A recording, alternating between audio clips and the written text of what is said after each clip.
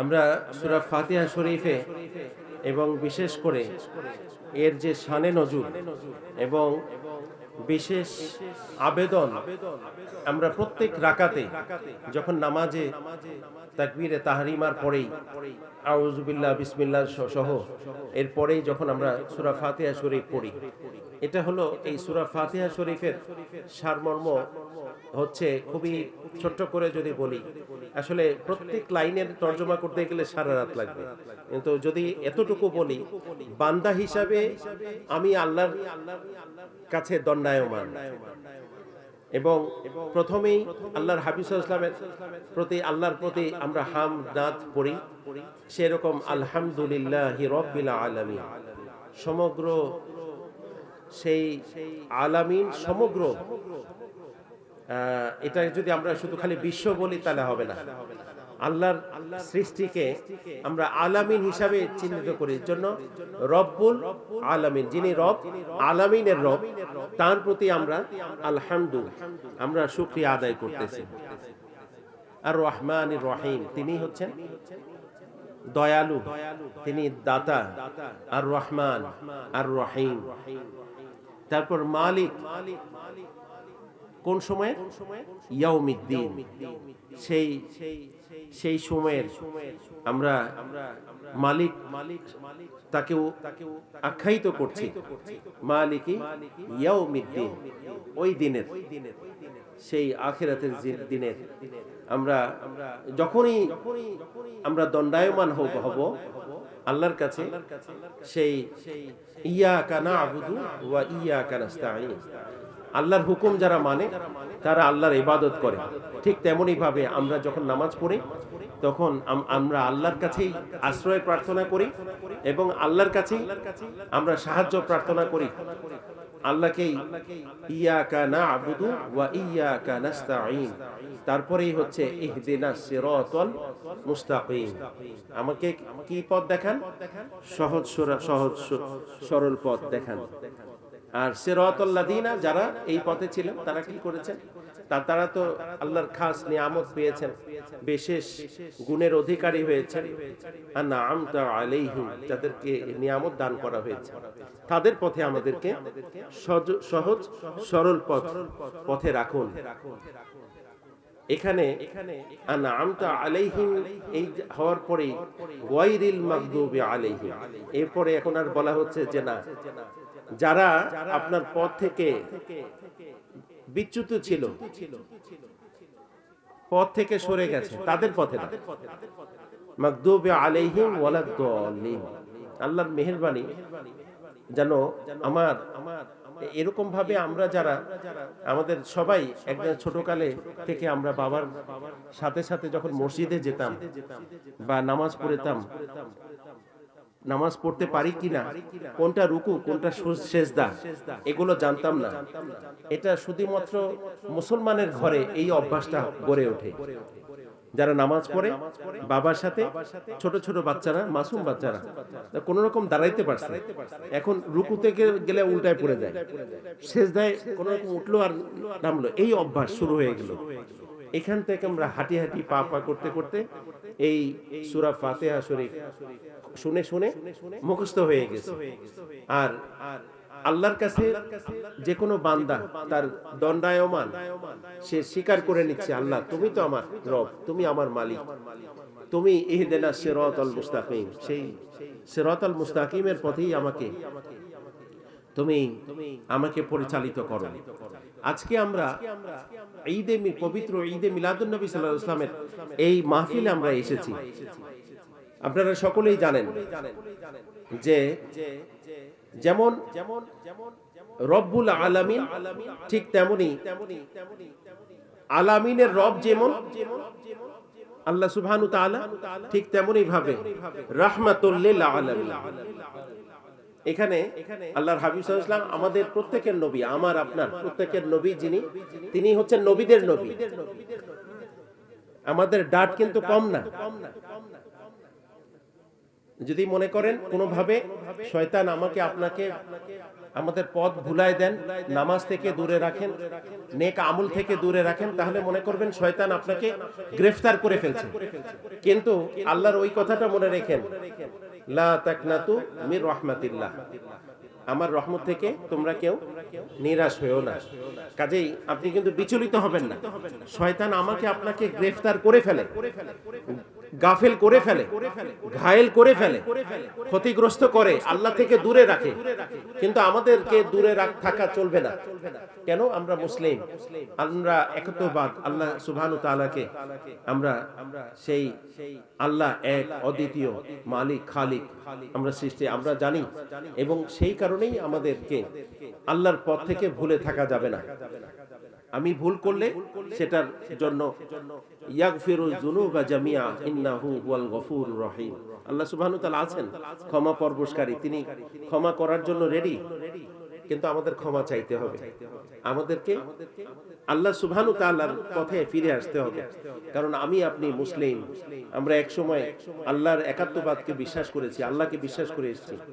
আল্লাহর হাবিব সাল্লাল্লাহু আলাইহি ওয়াসাল্লাম আমাদের নূরুন আলা নূর আখিরি নবী সাল্লাল্লাহু আলাইহি ওয়াসাল্লামকে আমরা বিশ্বাস করে স্বীকার করে এসেছি।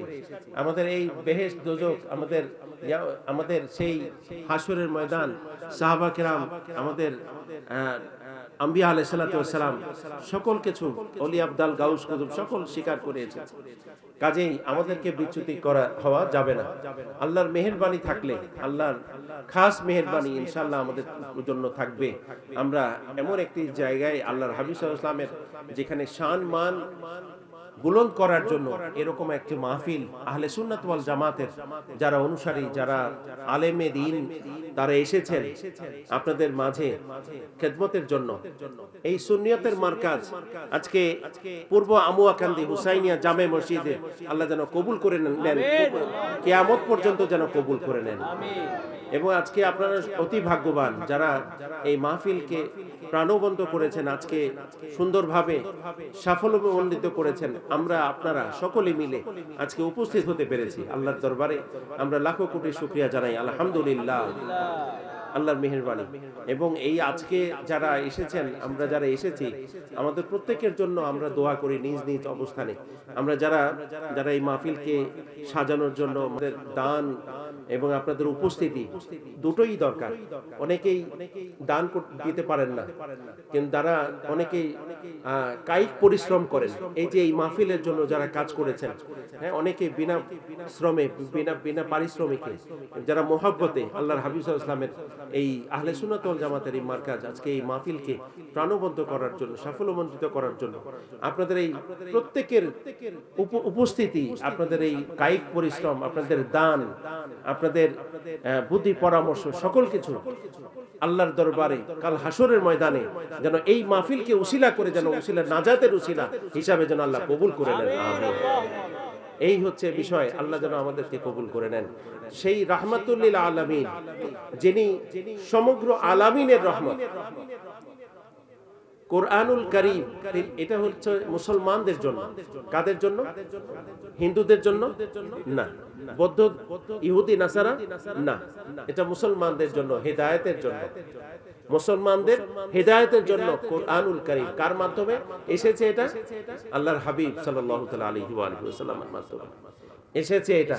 আর তিনি হচ্ছেন কে? তিনি হচ্ছেন আমার আপনার যিনি নবী।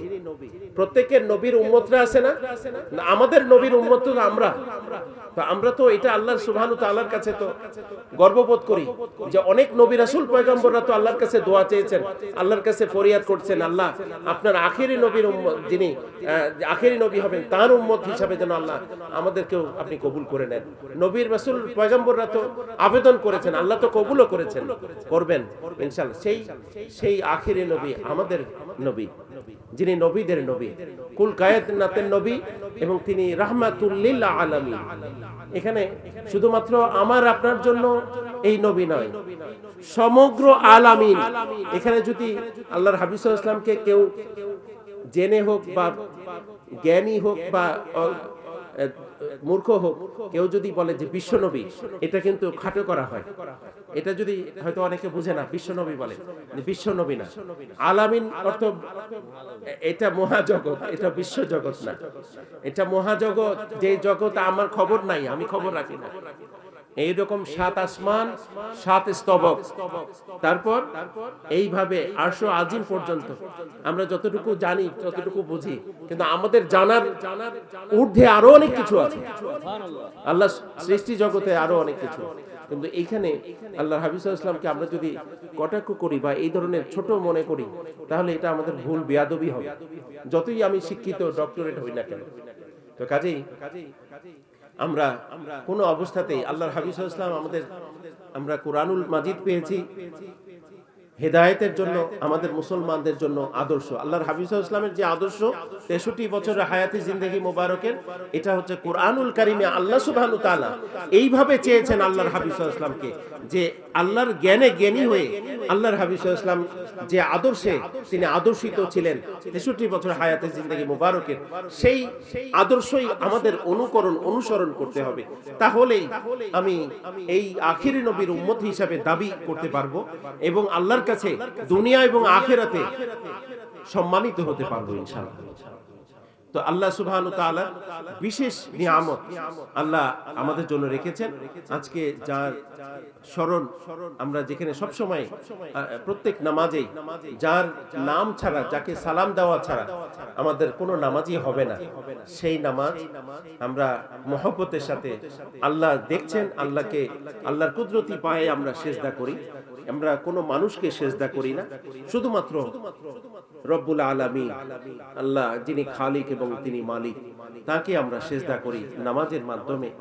এবং আমাদের যত আরাধনা আছে, যত ছোট দাবি, যত বড় দাবি, সব আল্লাহ সুবহানাহু ওয়া তাআলার কাছে উসিলা আল্লাহর হাবিব সাল্লাল্লাহু তাআলা আলাইহি ওয়া সাল্লাম, আল্লাহ যেন তার উসিলায়, আল্লাহ যেন তার বন্ধু, আজকে পবিত্র ঈদে মিলাদুন নবী সাল্লাল্লাহু আলাইহি ওয়াসাল্লামের উদযাপন হচ্ছে, আমরা এতটুকু দয়াল হাবিব সাল্লাল্লাহু আলাইহি ওয়াসাল্লামের উসিলায় আমরা যেন আমাদের প্রত্যেকের দোয়াগুলো যেন আরজ করি, আল্লাহ সুবহানাহু ওয়া তাআলা খুশি হন। এখানে একটা আমার মুর্শিদ কিবলা, যিনি জান্নাতুল বাকিতে শুয়ে আছেন, তিনি একটি লেখা লিখেছেন, কবি কাসিদা শরীফ, তিনি হাজার হাজার কাসিদা লিখেছেন। তার মধ্যে তিনি বলেছিলেন যে আল্লাহ সুবহানাহু ওয়া তাআলা যখন তিনি তার ফেরেশতাদের সাথে নিয়ে তিনি দরুদ ও সালাত সালাম আল্লাহর হাবিব সাল্লাল্লাহু আলাইহি ওয়াসাল্লামের শান মান মোবারকে সব সময় করছেন, আমরাও দরুদ সালাত সালাম ছাড়া যেমন নামাজ হয় না, তেমন দুরুদ ও সালাত সালাম ছাড়া মুহাব্বত আল্লাহর হাবিব সাল্লাল্লাহু আলাইহি ওয়াসাল্লামের প্রতি হবে না, এবং অন্য কোনো কিছুতে হবে না। আমার মুর্শিদ কিবলা সব সময় বলতেন, যদি যে কোনো বিপদ আপদ বালা মুসিবতে হোক না কেন, আল্লাহর হাবিব সাল্লাল্লাহু আলাইহি ওয়াসাল্লামের কাছে আমাদের শান মান ইজ্জত সকল কিছু যেন বাড়িয়ে দেওয়া হয়, তাই আল্লাহর কাছে আমাদের আরাধনা করতে হবে, এই মুহাব্বত রেখে দরুদ শরীফ পড়তে হবে, বেশি বেশি দরুদ শরীফ। তাহলে আল্লাহ সুবহানাহু ওয়া তাআলা দয়া, আল্লাহর হাবিব সাল্লাল্লাহু আলাইহি ওয়াসাল্লামের উসিলায় এই সমস্ত দুনিয়াবি যত বালা মুসিবত আছে, যেটা আল্লাহর পক্ষ থেকে আসুক, যেটা পরীক্ষার জন্য আসুক, অথবা মানুষের সৃষ্টি, জিনের সৃষ্টি, অথবা এই সৃষ্টি জগতের যত ধরনের বালা মুসিবত, সকল কিছু অনিষ্ট থেকে আল্লাহ সুবহানাহু ওয়া তাআলা আমাদেরকে সবাইকে হেফাজত করবেন ইনশাআল্লাহ। এবং সেইভাবে আমরা সবসময় দোয়া করব ইনশাআল্লাহ। তো আল্লাহ আমাদেরকে হেফাজত করবেন, কারণ আল্লাহ হচ্ছেন সর্ব উত্তম হেফাজতকারী। ফাল্লাহু খায়রুন হাফিজা ওয়া হুয়া আরহামুর রাহিমিন। তিনি হচ্ছেন দয়ার মালিক, তিনি হচ্ছেন দাতা, তিনি করুণার আধার। ইনশাআল্লাহ আমার আপনার দোয়া আল্লাহ সুবহানাহু ওয়া তাআলা শুনবেন, কারণ আমার আপনার মধ্যে আজকে উলামায়ে কেরামগণ যারা আপনাদেরকে বলেছেন যে আমার রুটি রুজির উপরে যদি হারাম না থাকে, ইনশাআল্লাহ তাআলা আমরা গ্যারান্টি দিয়ে বলতে পারি, কারণ দোয়া কবুলের শর্ত হচ্ছে হালাল রুজির উপার্জন, হালাল রুজি খাওয়া এবং হালাল রুজি উপার্জন করা। আল্লাহ সুবহানাহু ওয়া তাআলার কাছে, আল্লাহর কাছে সবকিছুই আছে। আমরা আল্লাহর দরবারে আমরা ফরিয়াদ করব, চাওয়ার মতো চাইতে হবে। ইনশাআল্লাহ আমাদের মা বোনেরা অনেক পেরেশানির মধ্যে থাকেন, কারণ তেনাদের স্বামীদের জন্য, তেনাদের বাবার জন্য, তেনার সন্তানের জন্য, তেনার পরিবারের জন্য, সকলের জন্য খুবই উদ্গ্রীব থাকেন, উদ্বিগ্ন থাকেন। যারা আল্লাহওয়ালা হন, আমি সেই সকল মা বোনদের কথা বলছি, এবং সেই সাথে আমার দাদারা, বাবারা, আমার সন্তানেরা, আমার ভাইরা, সকলকে বলছি আপনারা আল্লাহওয়ালা হন। আল্লাহর পক্ষ থেকে এই দুনিয়ার জিন্দেগিতে আমার আপনার এখন গড় আয়ু 60 থেকে 80 বছর, এর উপরে নেই।